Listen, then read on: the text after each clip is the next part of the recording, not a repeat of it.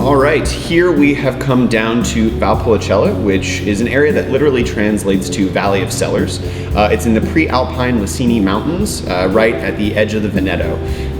The valleys sort of dip down to almost sea level in some spots and come all the way up to about 1,300 feet. So some pretty steep pitches throughout the region at large. The major thing to note about Valpolicella is their classification system.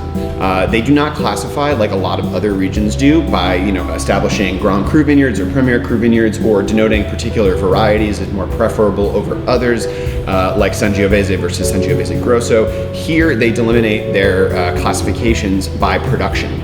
So they have Valpolicella Classico, which is just young, fresh pressed juice, fermented and released after a very short period of time.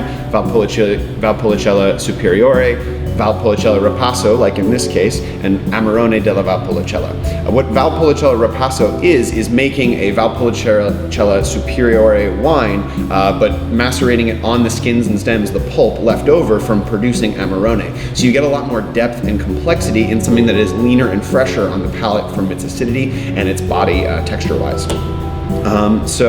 The main grape variety that Monte Santoccio here is using is Corvina, but they're blending in things like Rondinella, Molinara, Croatina, etc. A few others in there. And let's give it a smell. Immediately I'm hit by like a lot of dark fruit, plum, black cherry.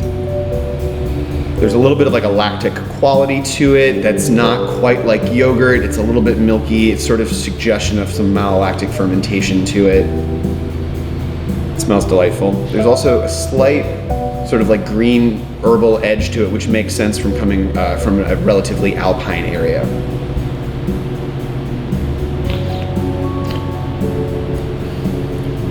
Yeah, and just waves of that dark fruit coming in initially on the palate, completely coats your mouth, but not gripping. The tannins are really silky and fine.